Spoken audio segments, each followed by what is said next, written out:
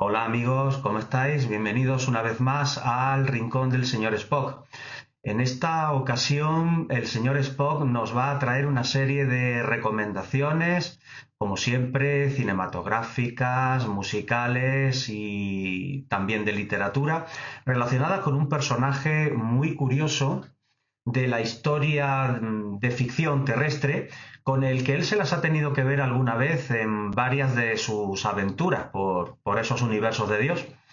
Nos referimos, como habéis podido leer en el título, al Conde Drácula. ¿Y por qué se ha interesado el señor Spock por este personaje? Bueno, pues porque, como digo, él en algunas de sus aventuras, que luego los terrestres hemos retratado aquí en la serie famosa de televisión, en las películas y demás, pues ha tenido encuentros con ella. Y bueno, pues podemos recordar el monstruo de la sal en el capítulo piloto de la serie original de Star Trek, que a través de unas ventosas iba succionando la sal de los seres humanos.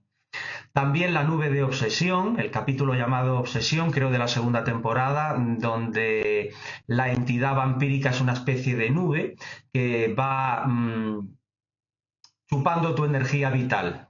Va de forma bastante intangible, pues acabando con algunos miembros de la tripulación del Enterprise, hasta que, por supuesto, nuestro amigo el señor Spock y el capitán Kirk lograron encontrar un método para espantarla. Pero al señor Spock le ha llamado la atención que aquí también existe una tradición clásica sobre una entidad capaz de succionar la energía de los seres vivos, de humanos principalmente, como son los vampiros. Así que la recomendación de este capítulo de hoy, las recomendaciones van a tener que ver con esta criatura que algo de nube tiene, puesto que en determinados aspectos de la tradición se puede convertir en niebla, puede mutar su morfología y convertirse incluso en seres animales. Y bueno, pues todo esto surge en la Tierra, como le he tratado de explicar al señor Spock, de unas tradiciones antiguas que hablan de personas enterradas vivas, que salían de la tumba, de personas que creían por algún tipo de enfermedad, de dolencia, de lo que fuera, que eran sobrehumanas, incluso fueron asesinadas porque se pensaba que causaban daño en la comunidad. Bueno, todo esto se va fusionando con los logros literarios de algunos autores que establecen el mito del vampiro junto con otras criaturas como el hombre lobo y demás. Respecto al vampiro podemos citar el poema de John Polidori, el médico y amante de Lord Byron, en aquella famosa reunión en Villa Deodati, donde Mary Shelley comienza a pergeñar su Frankenstein. Y este John Polidori pues tiene una de las ocurrencias que tuvieron fueron que cada uno de los amigos ahí invitados en Villa Diodati escribiera un relato de terror. Y el de Polidori pues fue esta historia en forma de poema, quiero recordar, si no me equivoco, llamada El vampiro. Y ahora proseguiremos con, por supuesto, a Bram Stoker, que es el que da forma al mito, tal y como lo conocemos. Al estilo de Julio Verne, él no salió de su Inglaterra natal para crear este personaje de Drácula. Quiero decir que él no visitó los Balcanes, no estuvo eh, por esa parte de Europa, en Rumanía.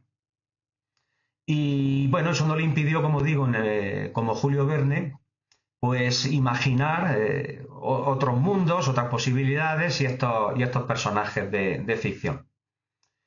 El mito del vampiro sigue estando vigente. Se espera un próximo estreno de una película dedicada nuevamente a Drácula, dirigida por Luc Besson, director francés. Bueno, bastante irregular para mí, pero bueno, esperemos que se trate de un producto interesante y no absorbido por la IA, como ha ocurrido con el último Frankenstein estrenado del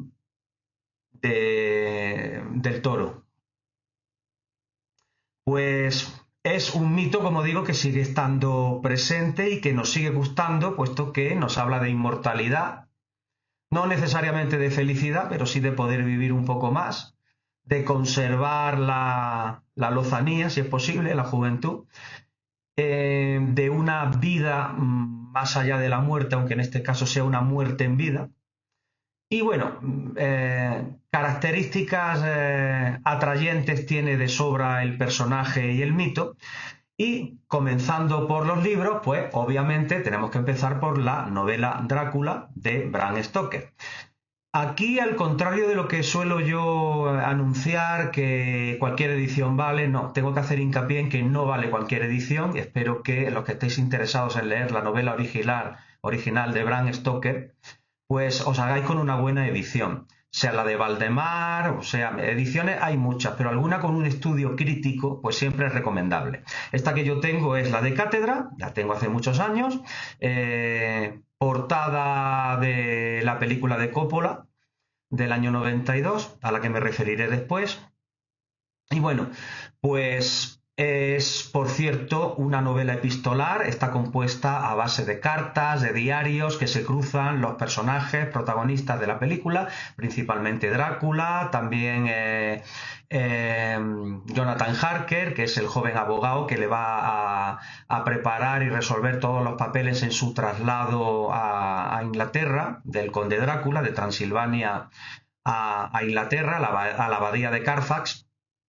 Y bueno, pues esta es una buena edición y tiene un estudio introductorio a cargo del escritor Juan Antonio Molina Foix. Y bien, es recomendada, como recomendamos la de Valdemar o quizá alguna otra, pero siempre que sea una edición cuidada, que tenga un estudio crítico, que eso siempre nos contextualiza la obra y nos enriquece la lectura. Y bueno, este es el ejemplar que tengo yo. Y aquí queda el original, escrito por Bram Stoker en 1827 y a razón de muchos, una de las mejores novelas jamás escritas, no solo en el ámbito del terror o la ciencia ficción, porque novelas góticas hay muchas y muy interesantes, clásicas. Y bueno, por supuesto Drácula, si nos gusta todo lo que tenga que ver con lo sobrenatural, paranormal, esotérico y patatín y patatán, está muy bien que la tengamos en nuestra colección y disfrutemos de esta novela. La segunda novela que os traigo a colación es que el señor Spock tampoco conocía, pero ha devorado con fruición.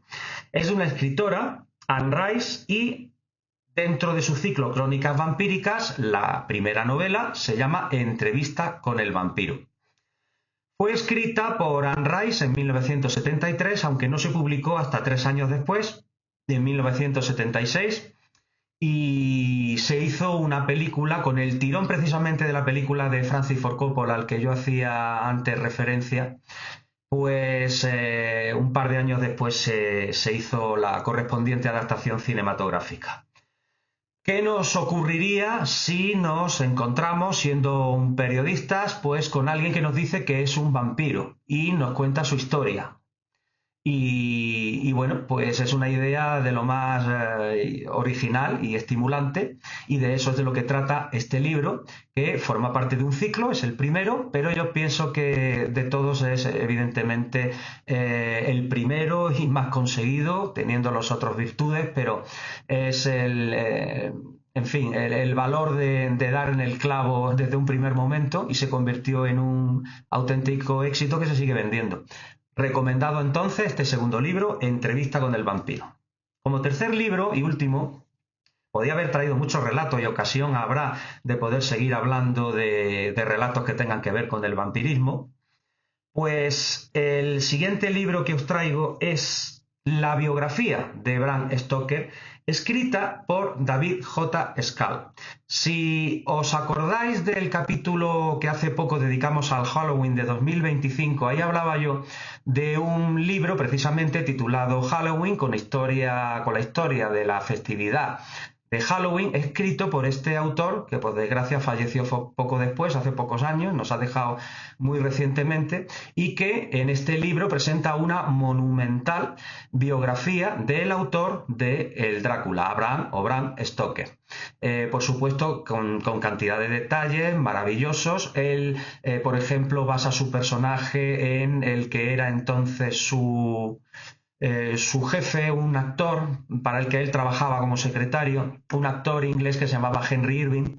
Y bueno, junto a eso, pues cantidad de aspectos de su vida privada, de cómo se va gestando esta novela y otras novelas y relatos maravillosos que no solo de Drácula vivió Bram Stoker, pues que nos fue dejando este autor irlandés maravilloso.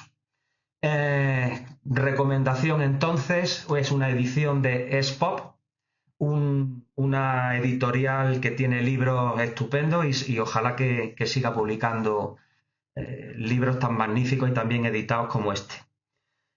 Viene, por cierto, con fotografías y grabados y demás de, bueno, pues que aluden obviamente a la vida, al entorno, los lugares de Bram Stoker.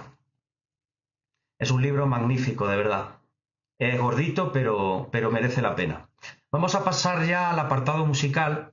Y claro, como a nosotros, al señor Spock y a mí nos gustan todas las manifestaciones musicales y empezamos por música clásica, ¿habrá algo de música clásica relacionado con este mito del vampiro? Mito, bueno, mito o realidad, porque para el señor Spock la realidad de esos ejemplos vampíricos recogidos por la serie son una cosa cierta. Pues sí, realmente hay algunas obras, yo traigo una, en la que tengo en casa, dedicada a Drácula. Y se trata de esta pieza para ballet de Philip Finney, pues que como digo, y como podéis ver, se trata de un ballet en 3 actos dedicado a la figura de Drácula. Se estrenó en 1996. También un poco a rebufo del Drácula de Coppola y películas como Entrevista con un vampiro que siguieron después, incluso una parodia que vamos a ver luego. Y bueno, aquí tenemos estos 3 actos. ¿Qué tipo de música es? Bueno, no nos gusta mucho hablar ni al señor Spock ni a mí de etiquetas. Música clásica como música rock, realmente hay que hablar de autores, hay que hablar, si quieres, como mucho de estilos dentro de... Pero bueno, para entendernos tampoco resulta engorroso referirnos a música rock, a música clásica o a banda sonora, música de cine. Y bueno, es una música contemporánea, obviamente, de 1996 es el estreno. Y aquí encontramos piezas que algunas son más atmosféricas, otras son un poco más experimentales, pero conforman una unidad estupenda. Merece la pena esta obra, que supongo que ganará mucho viéndola en directo con los bailarines, pero lo que es la música, como digo, tiene esa mezcla entre momentos muy atmosféricos, sugestivos, con otros momentos más incardinados al terror, más expresivos, incluso expresionistas, pero conforman una obra de lo más estimulante y os la recomiendo. Es música, evidentemente, con instrumentos clásicos, aunque, por ejemplo, el primer tema comienza con unos ruidos, unos golpeteos en una ventana y en un increscendo va subiendo, se va incorporando la música poco a poco, de forma pausada, hasta un clímax final. Y bueno, ya digo que esa combinación, pues entre música más calmada y una música más de acción, resulta estupenda y a mí me gusta. Tan es así que, por supuesto, al señor Spock le ha parecido una obra verdaderamente fascinante. Al ámbito del jazz. ¿En el ámbito del jazz habrá algo relacionado que podamos relacionar con el Conde Drácula? Pues sí, se me ocurrió en el vídeo también dedicado a Halloween, pero como tenía bastantes cosas de las que hablar en aquella ocasión, pues lo dejé para este vídeo. Y me estoy refiriendo a una pieza que además da nombre al disco original, yo lo tengo en CD, pero el disco era igual, el vinilo, que es Blues for Drácula. Es del baterista Philly Joe Jones. Pocas cosas hay que decir de este hombre, fue uno de los grandes bateristas de la historia del jazz y el disco es una sucesión de temas estupendos, entre los cuales destaca ese Blues for Drácula. Todo el contenido del disco fue grabado en 1958. Aquí tenéis, estos son los temas, y con perdón que me tape la cara para que lo veáis bien. ¿Sí? Y ese for Drácula, Blues para Drácula, es una pieza muy dinámica, divertida y bueno, con la gran maestría de Philly Joe Jones, del que, como digo, poco hay que decir porque él ha estado en grandes discos de la historia del jazz. Y bueno, pues es una recomendación estupenda. Está junto a Johnny Griffin y Nat Adderley. Johnny Griffin, el saxo tenor. Nat Adderley, en este caso, está con está con la corneta. Nat Adderley es el hermano de Cannonball Adderley, el saxofonista. Tenemos a Tommy Flanagan al piano. Por supuesto, Philly Joe Jones está a la batería y a Jimmy Harrison al bajo. Además hay un trombón de Julian Priester. Son todos grandes músicos y merecen mucho la pena. Es un CD fenomenal que tiene una música muy agradable. El Blues for Drácula comienza con una especie de introducción, una voz hablada. Realmente no me he fijado si la voz es del propio Philly Joe Jones o la hace otra persona, que te va poniendo en situación hasta que toma protagonismo la música. Bueno, en el ámbito del pop y del rock, obviamente hay muchas referencias a los muertos vivientes, a las tumbas, toda esa iconografía que nos viene del romanticismo se trasladó al rock, al heavy metal, pero hay un disco que a mí me gusta especialmente, realmente se trata de un EP, de una banda que surgió a finales de los 70, que se disolvió a mediados de los 80, aunque algunos de sus miembros pues siguieron en activo bajo el nombre de Love and Rockets, y muchos de vosotros ya habréis adivinado que me estoy refiriendo, por supuesto, a Bauhaus. Bauhaus tiene un EP es algo que no llega, digamos, a la longitud de un vinilo, de un disco normal. Suelen ser 4 temas, a lo mejor 6 temas cortitos, en fin, depende, ¿no? Bueno, ellos sacaron en 1979 este Bauhaus, simplemente con esta inquietante portada, como la sombra de un vampiro, muy murniana, podemos decir, de Murnau. Y bueno, dentro se llama precisamente de Vela Sessions porque el tema principal son, como veis, pues cuatro cortes, cuatro canciones, 4 temas. El tema principal es este Bela Lugosi's Death. Bela Lugosi fue el actor rumano, podría ser.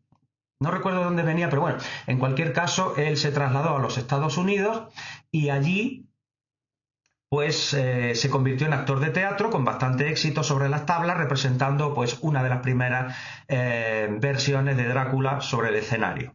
Cuando esta obra se quiso trasladar al cine, pues también contaron con Bela Lugosi para que hiciera el primer Drácula.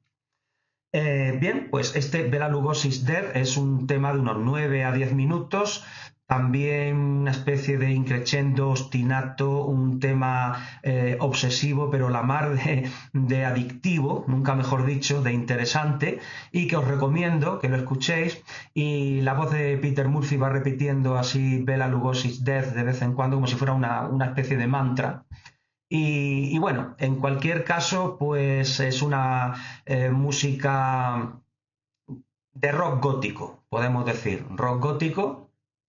Es decir, es rock pero con aspectos misteriosos, con aspectos e instrumentación mistérica que siempre te trasladan a otro lugar, y esa fue realmente la esencia de una banda como Bauhaus.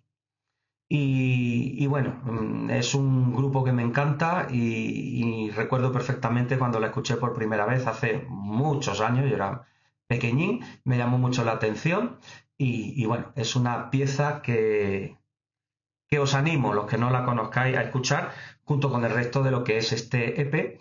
y posteriormente, ya a partir de ahí, sacaron en el año 80 su primer disco, hasta el 83, y a partir del 85, ya con otro nombre, como digo, Love and Rockets, estuvieron hasta el 89 o por ahí. Estuvieron con ese otro nombre de la banda, pero los componentes, todos menos Peter Murphy, que siguió su carrera en solitario. Estupendamente. Vamos a pasar ahora a banda sonora, música de cine. Evidentemente, ha sido muy visual la historia de Drácula, sea a nivel del Conde, sea a nivel de mostrar relatos de vampiros. Y bueno, entre las bandas sonoras que tengo, quiero destacar en primer lugar uno de los Dráculas favoritos para mí en el cine.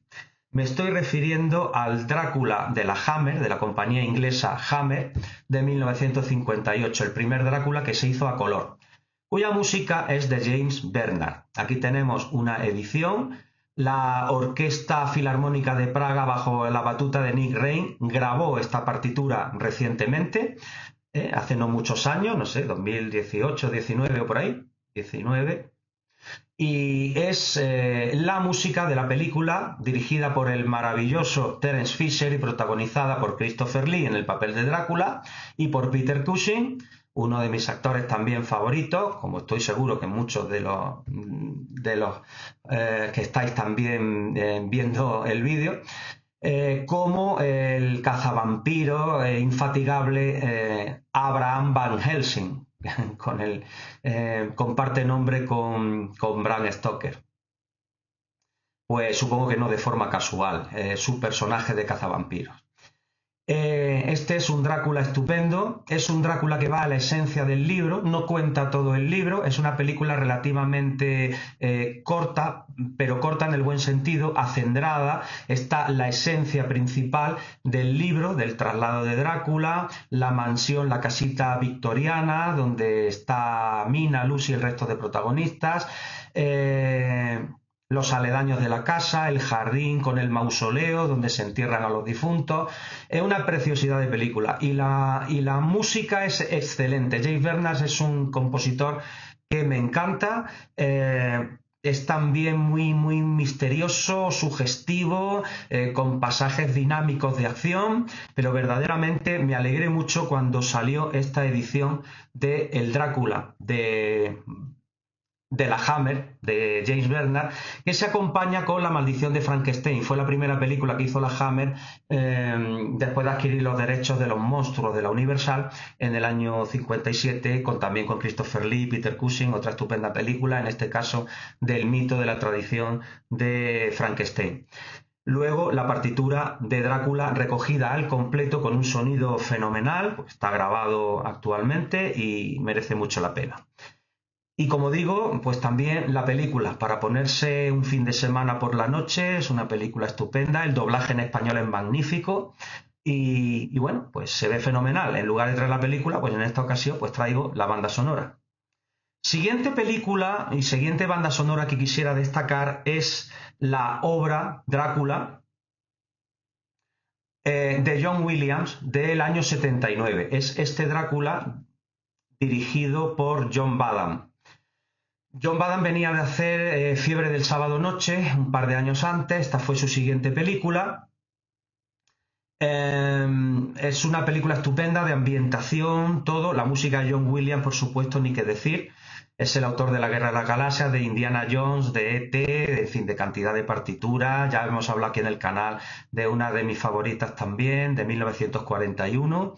Pues qué sé yo, El turista accidental, bueno, cantidad de música maravillosa de gran John Williams. Tiburón, que cumple años también este 2025.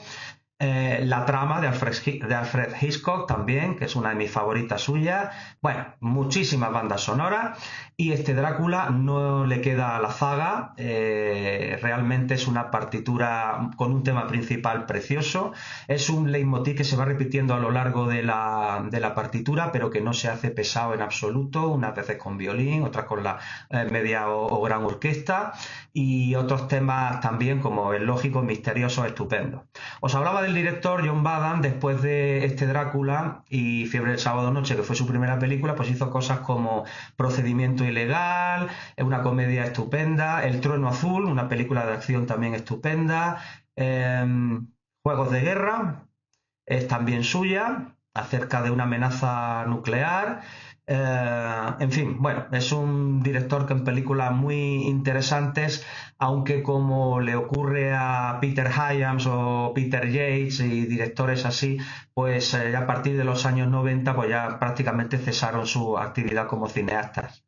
Pero bueno, nos dejaron obras estupendas. Este Drácula del 79, protagonizado por Frank Langella, Kate Nelligan, y está aquí como Abraham Van Helsing nada menos que Sir Laurence Olivier, pues es magnífico.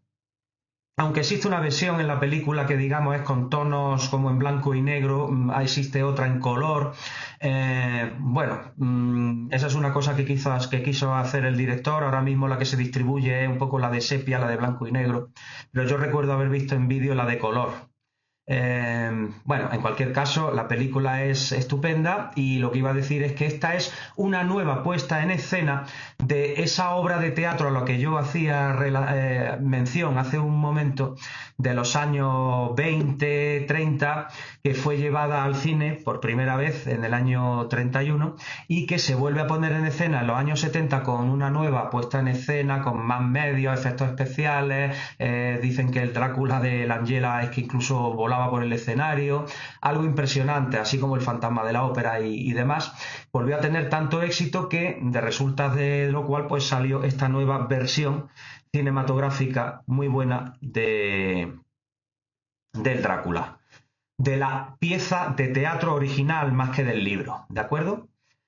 Me estoy acordando que me he saltado, no sé si cortar un momento y traerlo, pero bueno, simplemente lo menciono y en otra ocasión os muestro lo que es la banda sonora de Popol Vuh. El Drácula, que no se pudo llamar Drácula, luego explicaré por qué, del año 78, creo que se estrena en el 79, es el Nosferatu, protagonizado por Klaus Kinski, con música de Popol Vuh. Esa banda sonora también la recomendamos, el señor Spock y yo, ¿de acuerdo? Bien. Curiosa película y banda sonora de lo más sugestiva también. Pero el siguiente Drácula que nos llegó a las pantallas fue el Drácula de Francis Ford Coppola, estrenado en 1992. Aquí está la banda sonora. Siempre se me olvida mostrar. A ver, por cierto, para los que os hace gracia, que alguna vez me habéis comentado el cartelito que tengo dentro con la fecha en la que la adquirí, aquí está. Este ya lo compré poco en Navidad, en plena Navidad, me estoy dando cuenta, del año 93, poco después de que saliera la película. Yo la vi en el cine perfectamente, me acuerdo.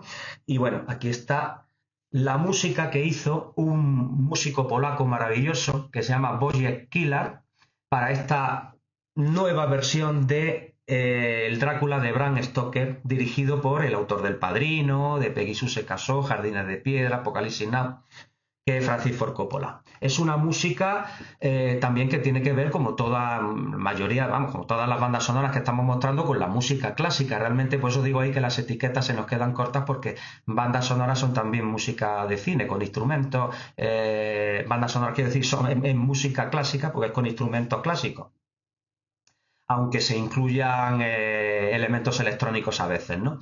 Es una película que me desconcertó la primera vez que la vi, pero que luego me ha acabado gustando, me acabó ya después de verla por segunda vez o ya en vídeo y tal, y en DVD, ahora ya la tengo en Blu-ray 4K que ha salido hace poco.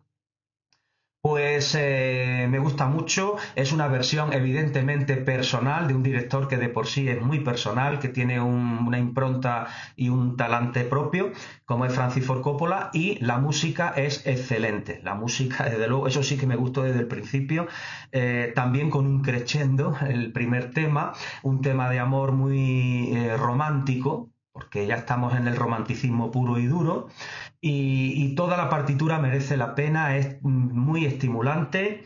Y bueno, incluye una canción cantada por Annie Lennox que cerraba la película, los títulos de crédito, Bueno, con la parte instrumental, la canción está bien porque ella canta fabulosamente, pero con la parte instrumental tenemos más que suficiente. Es una grandísima partitura este Drácula de Wojciech Kilar.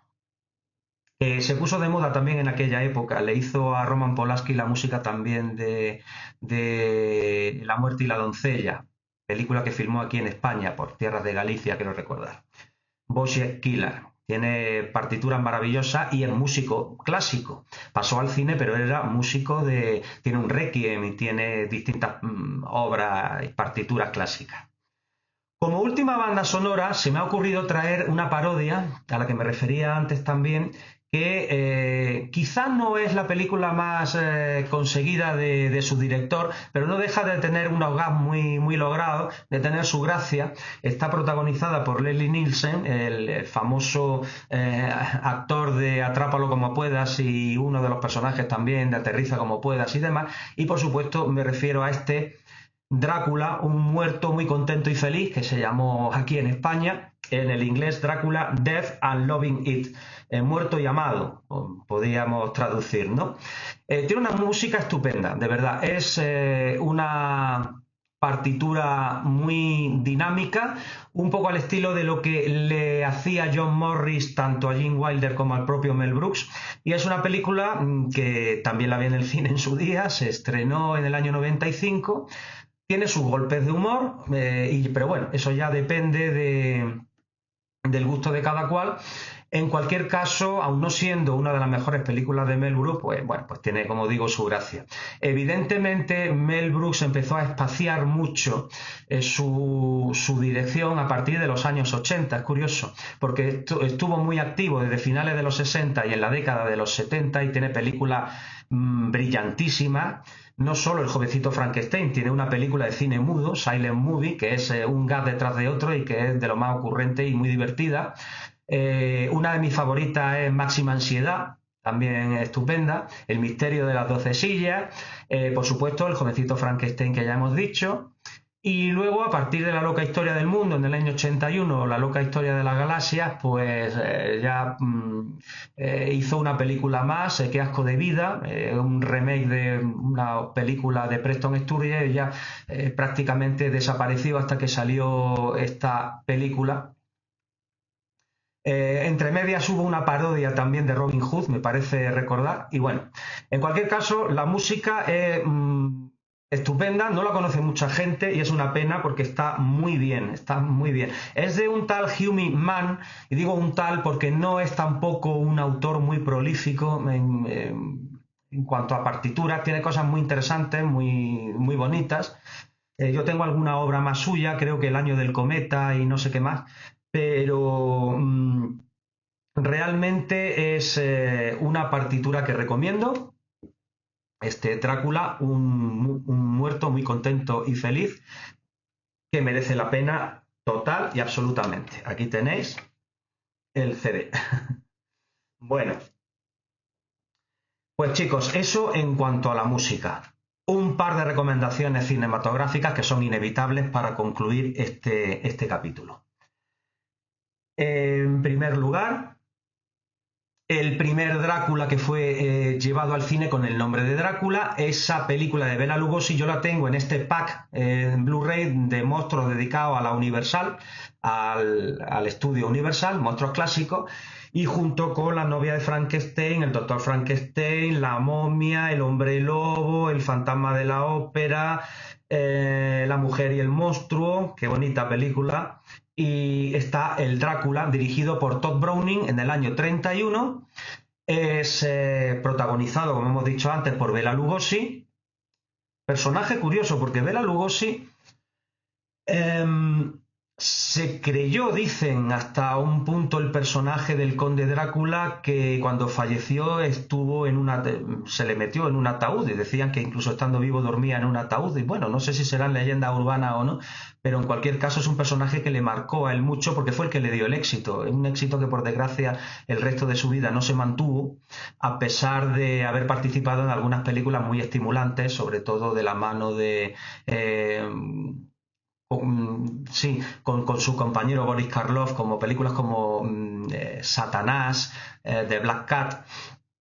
Hay una serie de películas que, aunque sean de serie B, algunas son muy recomendables, me encantan, están muy bien ambientadas y bueno, pues forman parte de muchas sesiones nocturnas de los fines de semana o por ahí. Pues personaje, como digo, interesante, y la película de Todd Browning está muy bien. Es teatral porque es la traslación de esa primera versión que se llevó al teatro. Esa sí puede parecer a lo mejor un poco lenta en ese sentido, pero tiene hallazgos visuales inconmensurables, no se pueden negar, y su influencia fue básica.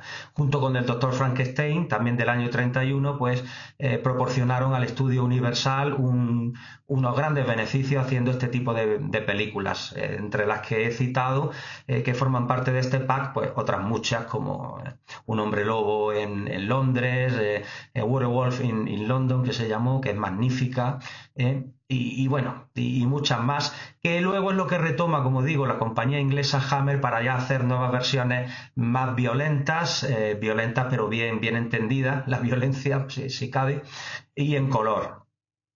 Por último, como es lógico, no podemos dejar de referirnos a la película de Murnau, Nosferatu. Nosferatu se estrenó en 1922 y la razón por la que no se pudo llamar Drácula fue porque la viuda de Bram Stoker precisamente interpuso una demanda y hubo que cambiarle el título. De hecho, hizo que se destruyeran las copias que había, aunque por suerte para todos nosotros y especialmente para los cinéfilos no se destruyeron todas las copias y podemos disfrutar de esta versión del Nosferatu que no pagó derechos, ¿de acuerdo? Y por eso de ahí la demanda pues a la viuda, que menuda tenía que ser, de Bram Stoker. Y bueno, es un Drácula mudo, pero es un Drácula enormemente expresivo, también con unos hallazgos visuales por parte de Murnau impresionantes. Una película por la que ya han pasado pues 103 años. Pero por la que no pasa el tiempo, más vale, más bien ella pasa por nosotros. Esta es una edición en Blu-ray bonita que viene con un libreto. Ahí viene un libreto, bueno, pues con fotografías de la película y con algunas de los comentarios de la filmación y de la historia de la película. Y por supuesto es una obra magnífica. Está restaurada, la calidad de imagen, como muchas de estas colecciones de cine mudo, es impresionante.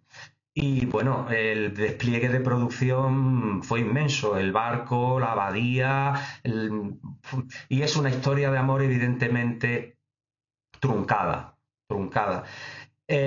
No es exactamente el libro tampoco, pero sí es la historia de amor entre la protagonista y este ser vampírico, que aquí no se convierte en un galán apuesto, como va a pasar con Frank Langella, como pasó con Bela Lugosi o Christopher Lee en su día, sino que, bueno, es un ser monstruoso, pero también atrayente, de alguna manera.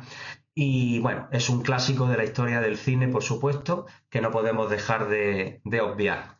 La película de Werner Herzog, a la que yo me refería antes, el Nosferatu del año 79, se estrena, con esa música de Popol Vuh, pues es un remake de esta película de Murnau, que como buen remake, no, como buena readaptación de la obra, pues son diferentes, como ocurre con los buenos remakes, como digo, qué sé yo, pues como El enigma de otro mundo y La cosa de John Carpenter, se pueden ver los dos porque cada uno aporta la personalidad de su director a través de la cámara y también de la banda sonora. Pues nada más, chicos, espero que os haya parecido interesante esta incursión en los sótanos del Enterprise con esas aventuras vampíricas del señor Spock y estas recomendaciones que le han parecido perfectamente lógicas y, como siempre decimos, pues completamente fascinantes. animaos con alguno de estos libros, animaos a escuchar alguna de estas músicas, que escuchéis otro tipo de música, veáis otro tipo de películas y tenéis ahí una buena literatura. Hay muchísimas más cosas, pero ocasión en el futuro habrá de seguir hablando de monstruos y de vampiros, que son nuestros monstruos, nuestros vampiros, entrañables para nosotros, que forman parte de nuestra vida. Y bueno, por supuesto que se quedan recomendaciones fuera, pero para no alargarme en exceso, pienso que hemos repasado lo básico y lo que se debe conocer si te gusta la figura del Conde Drácula. Sin más, me despido, nos despedimos el señor Spock y yo, hasta el próximo capítulo, que lo paséis fenomenal y nada, hasta entonces que vaya todo muy bien. Saludos, larga vida, sí, y prosperidad. Hasta pronto.